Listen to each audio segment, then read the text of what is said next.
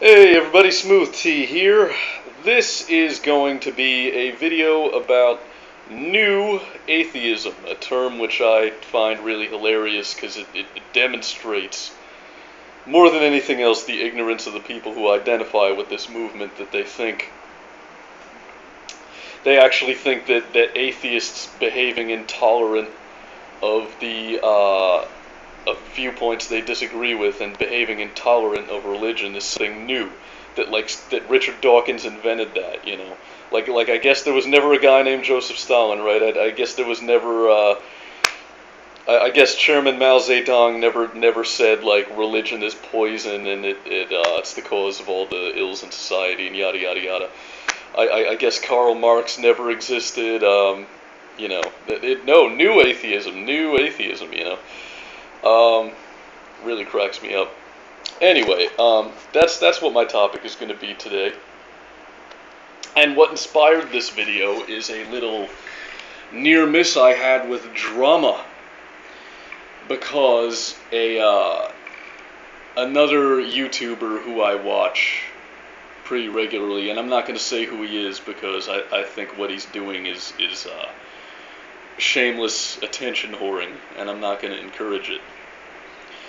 But this person made a video in which they mentioned Sam Harris, and I left some comments on that video basically saying that I don't like Sam Harris, and we started to debate and we started to go back and forth, but then he stopped responding.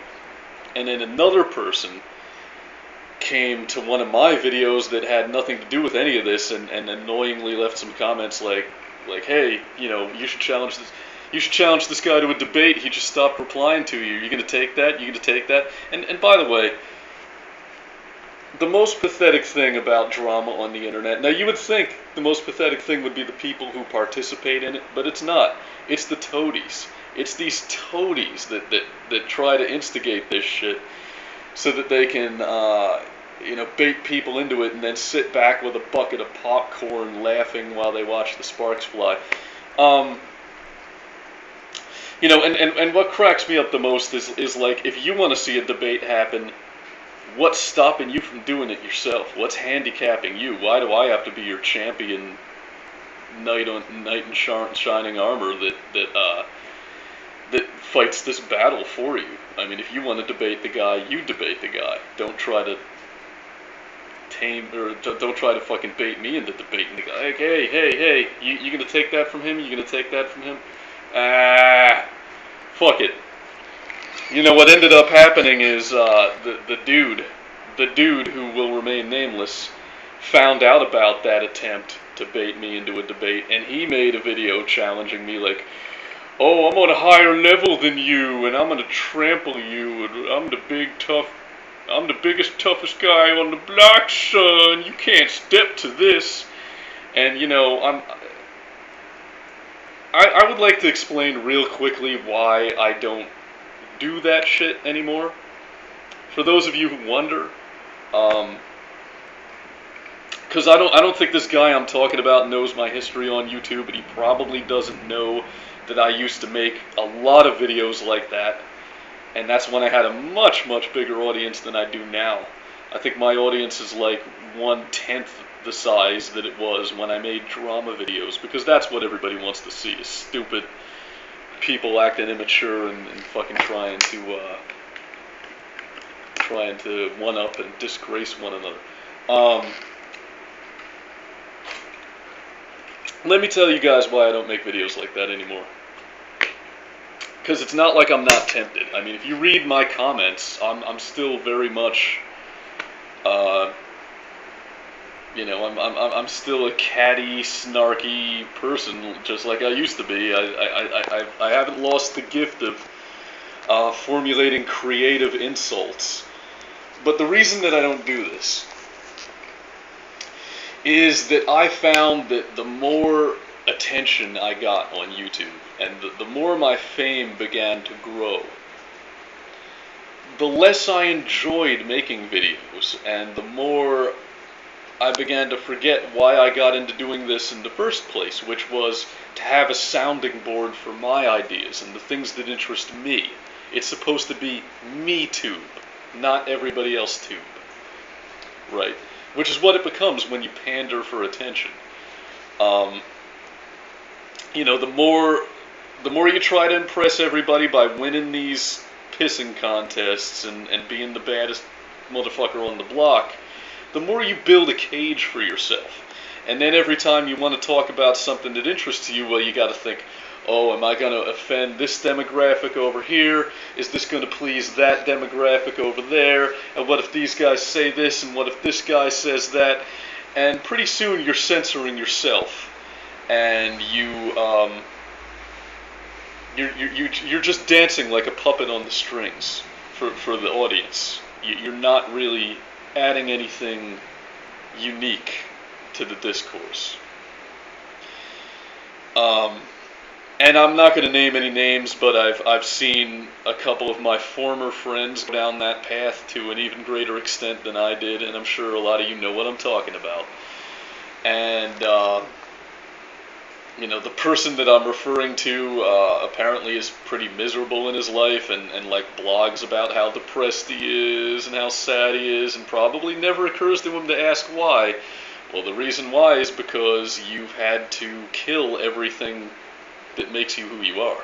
You've had to subjugate your personality to the will of the masses, just like a politician does. And that's the reason why politicians are always stressed out and like suicidally fucking on edge all the time. I remember an anecdote about how Adolf Hitler used to have panic attacks because he was so concerned about how the German public viewed him, and like, oh, am I still at the top of the game, and are they starting to question my authority? Well, look, you know, what ended up happening to me was a blessing in disguise. I was publicly disgraced by an incident in which I got pissed drunk at a fundraiser on Blog TV and waved a gun around and started ranting about weird shit like George Orwell and people who shop at the Gap and stuff that to this day I can't explain, because who knows where things come from in your subconscious when you're drunk. But it lowered everybody's opinion of me, and what I found, you know, surprisingly after that incident, is that when I came back to YouTube and started making videos again, it was like 2006 again. I was actually enjoying myself making videos in a way that I'd forgotten. Like because my reputation had gotten trashed, because I had become this social pariah, suddenly I was free to talk about things that I want to talk about, instead of just dancing like a puppet on the string for the entertainment of the masses that just want to see a good fight and hear a witty retort and a soundbite of two idiots going back and forth and fucking arguing with each other. And the point is, I'm never going to do that again. I'm not going to box myself in a cage again. I like talking about shit that interests me. But, that having been said, even though I declined this debate challenge this guy gave me, and we're not going to step into the squared circle and find out who's on a higher level than the other person or whatever the fuck, I will make a video about secular humanism, another one, because most of my old videos on that topic are gone now that YouTube banned my last account. And I'm going to do that by reading some comments that I left on a video called Christopher Hitchens, the Best of the Hitch Slap. And I go to secular humanist videos like this sometimes in order to troll people, but what I'm not really doing is trolling. I'm trying to enlighten them and raise consciousness a little bit. Hopefully snap some people out of the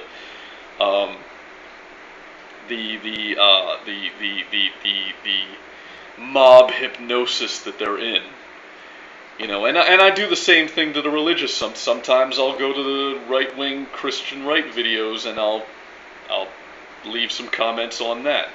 You know, I like to try to shake people out of their complacency, and I think, I hope that once in a while it actually works. I like to think so. Anyway, but this video, Christopher Hitchens, Best of the Hitch Slap, that shit cracks me up. Hitch slap, really guys, hitch slap? It's like, this video is like a temple where the secular humanists come to give their paeans to this guy's discourtesy towards people that he argued with. Like, oh, our hero is a guy who has very witty insults and makes people feel bad about themselves. Oh, rah rah, you know, and it's so fucking stupid. But this is the comment that I left first, and the reason I'm going to read these is I think it's going to do a very good job of illustrating my position when it comes to secular humanism. I said, look at all the dogmatic secular humanists venerating St. Hitchens in this comment section, all blithely unaware of the irony that a man who preaches hatred and intolerance, not to mention neoliberal military adventurism, is no different from the most bigoted, hellfire-screaming fundamentalist preacher or imam. True lovers of liberty do not try to suppress ideas, no matter how heinous those ideas might be. I'm an atheist, by the way, not that it's relevant. And it wasn't very long, as you can imagine, before I got a reply to that comment. And here's what the reply is. This anonymous person said, "You said that true lovers of liberty do not try to suppress ideas, no matter how heinous those ideas might be. At his trial, the Nazi war criminal / murdering / torturing bastard / one of the most evil cunts who ever took a breath / so-called angel of death, Joseph Mengele, might have said the very same thing in his defense. Besides being an atheist, are you also a clown?" And my reply back was, "Did you seriously just compare me to Joseph Mengele? Laugh my fucking ass off. Considering that Mengele was a man of science and a secularist who hated the Abrahamic religions just as much as you do, shouldn't you admire him? By the way, if you want to talk about torture, why don't you talk to your boy Sam Harris about that? Because he wrote an article for the Huffington Post endorsing its use in the war on terror." Well, then that guy said, "You're a fucking idiot," and stopped arguing, which I always, you know, when people, you know, throw out those little 2-year-old insults, then I kind of take that as victory.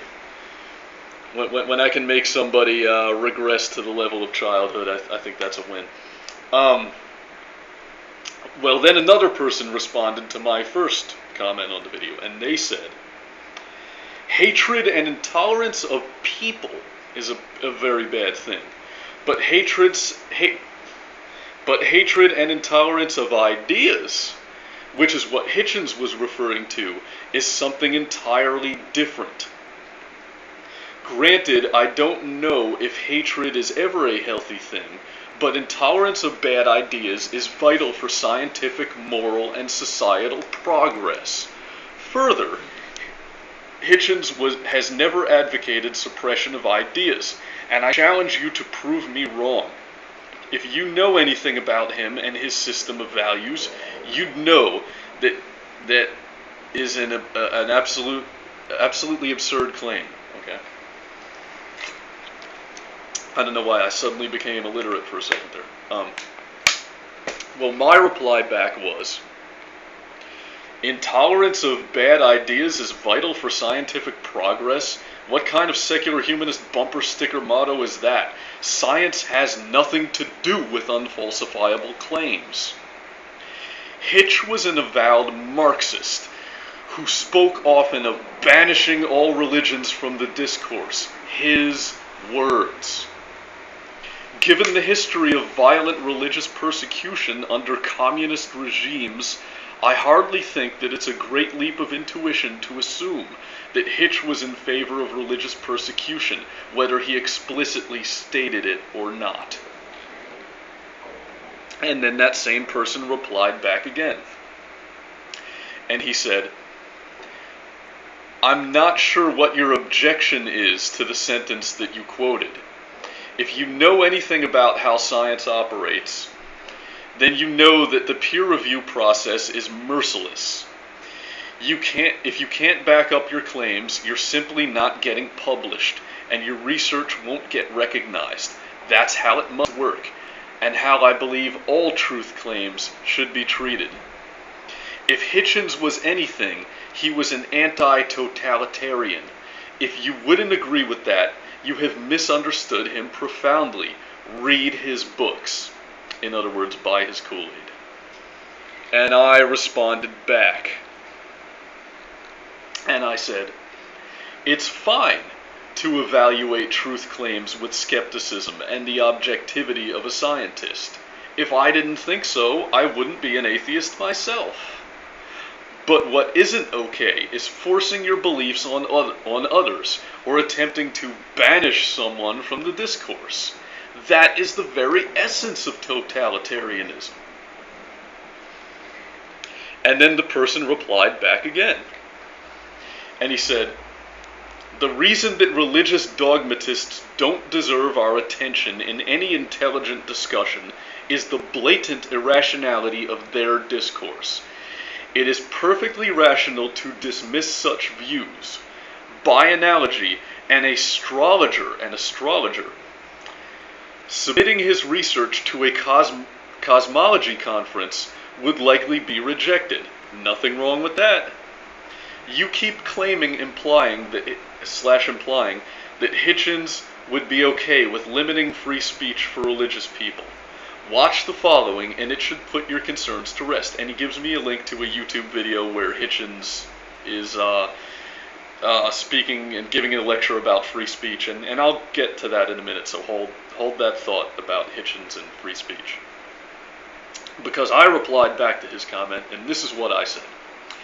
I said, if an astrologer submits research, we should give it the same consideration as anyone else's research. If it's found to be factually inaccurate, then it should be rejected. But rejecting ideas preemptively is anathema to the entire concept of free inquiry. Carl Sagan made this point quite eloquently when he condemned the scientific community's attempts to block publication of Immanuel Velikovsky's theories. And Sagan was in the right. Where would we be if Einstein's theories had been ignored? The truth can stand well enough on its own 2 feet. It doesn't need to be defended. Science does not need dogmatic secular humanists running around defending the faith and behaving like Soviet commissars, banishing people and ideas from the discourse. The marketplace of ideas needs to be a free and open market, or else progress and innovation are impossible. Now, that's where that little back and forth ended, at least for now. And this is recent stuff. I'm sure the guy's going to reply back.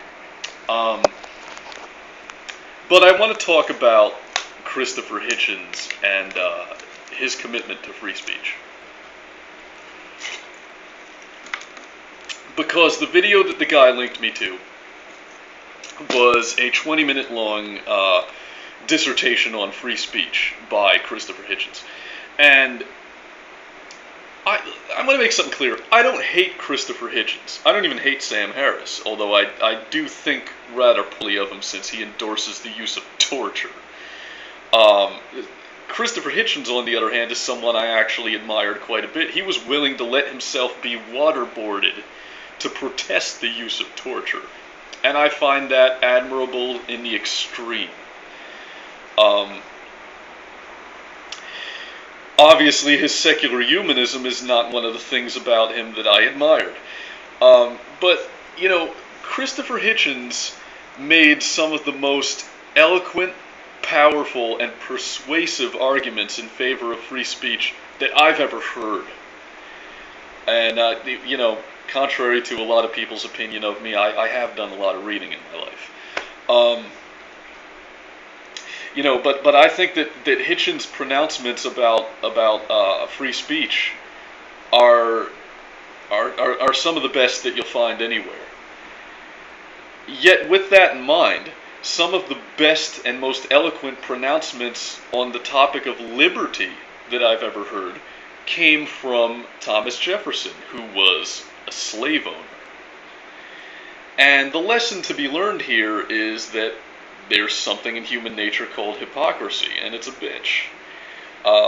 What somebody says doesn't necessarily always correspond to how they behave. You can talk a great game about liberty, but if you own slaves, in an era I hate the argument where it's like, oh, back in the day everybody owned slaves. No, they didn't. The richest 1% fucking owned slaves. The average white person was a slave. So don't make excuses for that guy that way. Say, oh, he was a man of his time. He was making the lemonade out of lemons and doing the best he could do. Fuck that. He knew better. He knew better, and he did it anyway. And that's unforgivable in the eyes of history, in my eyes anyway.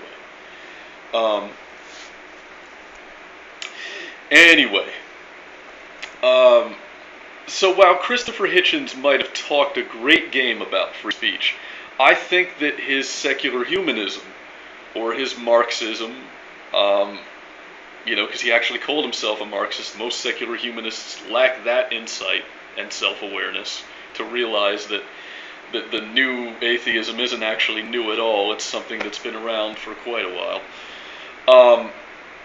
I think that his secular humanism is entirely incompatible and anathema and mutually exclusive with the concept of free speech and his commitment to free speech.